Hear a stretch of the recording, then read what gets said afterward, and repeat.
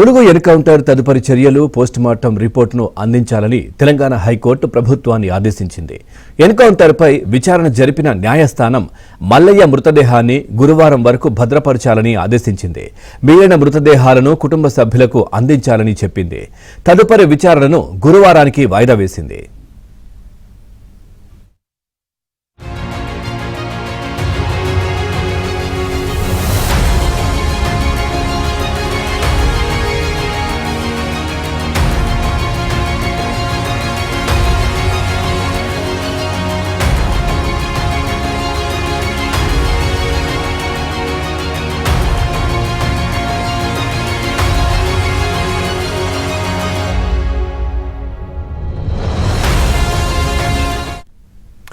చూస్తున్నాం. ములుగు ఎన్కౌంటర్ తదుపరి చర్యలు పోస్టుమార్టం రిపోర్టును అందించాలని తెలంగాణ హైకోర్టు ప్రభుత్వాన్ని ఆదేశించింది. ఎన్కౌంటర్పై విచారణ జరిపిన న్యాయస్థానం మల్లయ్య మృతదేహాన్ని గురువారం వరకు భద్రపరచాలని ఆదేశించింది. మిగిలిన మృతదేహాలను కుటుంబ సభ్యులకు అందించాలని చెప్పింది.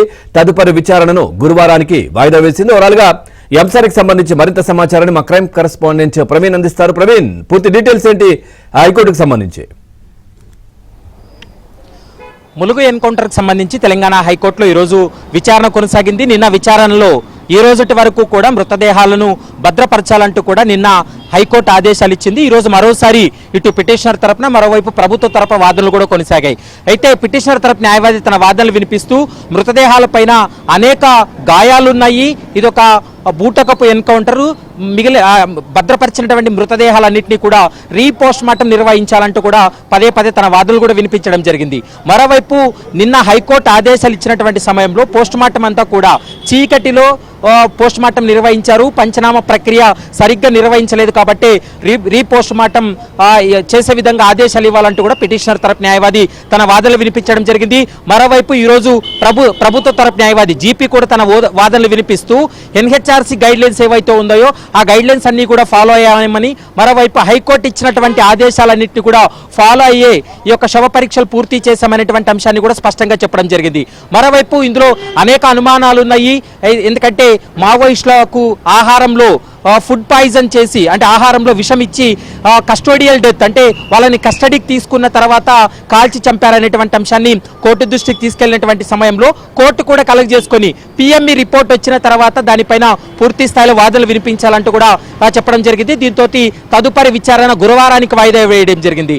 కేవలం మల్లయ్యకి సంబంధించినటువంటి మృతదేహం తప్ప మిగిలినటువంటి మృతదేహాలు కుటుంబ సభ్యులకు అభ్యంతరం లేకపోతే వారి మృతదేహాలను వారి కుటుంబ సభ్యులకు అప్పగించాలంటూ కూడా స్పష్టంగా ఆదేశాలు ఇవ్వడం జరిగింది. మరోవైపు పిఎంఈ రిపోర్ట్తో పాటు ఎన్కౌంటర్ జరిగినటువంటి పరిణామాలు ఏవైతే ఉన్నాయో ఆ పరిణామాలకు సంబంధించినటువంటి రిపోర్టు, మరోవైపు ప్రొసీజర్ వీళ్ళు ఏ విధంగా ఫాలో అయ్యారనేటువంటి అంశానికి సంబంధించినటువంటి నివేదికను కూడా న్యాయస్థానానికి అందజేయాలంటూ కూడా హైకోర్టు ఆదేశించింది. గురువారం రోజు రాష్ట్ర ప్రభుత్వం ఆ రిపోర్ట్ ఇచ్చిన తర్వాత తదుపరి చర్యలకు హైకోర్టు కూడా ఆదేశించేటువంటి అవకాశం అయితే స్పష్టంగా కనపడుతుంది. కేవలం ఎక్స్చేంజ్ ఆఫ్ ఫైరింగ్ లో, అంటే ఎదురు కాల్పుల్లో మాత్రమే మృతి చెందారంటూ కూడా ప్రభుత్వ తరపు న్యాయవాది తన వాదనలు కూడా వినిపించడం జరిగింది. ఎక్కడా కూడా ఇది బూటకప్ ఎన్కౌంటర్ కాదు, వారి ఆహారంలో ఎలాంటి పాయిజన్ ఇచ్చి చంపలేదనేటువంటి అంశాన్ని కూడా స్పష్టంగా చెప్పడం జరిగింది.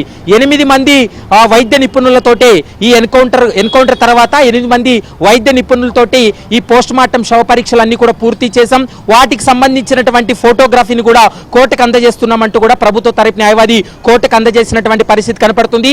ఒకవేళ మృతదేహాలను భద్రపరిచినట్లయితే శాంతి భద్రతలు విఘాతం కలుగుతుంది కాబట్టి వాటిని వారి కుటుంబ సభ్యులకు అప్పగించేందుకు ఆదేశాలు ఇవ్వాలంటూ కూడా స్పష్టంగా వారి వాదనలు కూడా వినిపించడం జరిగింది. కేవలం పిటిషనర్ గా ఉన్నటువంటి మల్లయ్య భార్య, అంటే చనిపోయినటువంటి మల్లయ్య యొక్క మృతదేహాన్ని తప్ప మిగిలినటువంటి మృతదేహాలు వారి కుటుంబ సభ్యులు కూడా అప్పగించాలంటూ కూడా ఆదేశాలు ఇవ్వడం జరిగింది. గురువారంలోగా రాష్ట్ర ప్రభుత్వం నివేదిక అందజేసిన తర్వాత దానిపైన మరోసారి వాదనలు కొనసాగుతాయి. వాదనల తర్వాత కోర్టు ఎలాంటి నిర్ణయం తీసుకోబోతుందనేది మాత్రం గురువారం రోజు ఒక క్లారిటీ వచ్చేటువంటి అవకాశం అయితే స్పష్టంగా కనపడుతుంది. Pavan, right, thank you Praveen, thanks for the updates.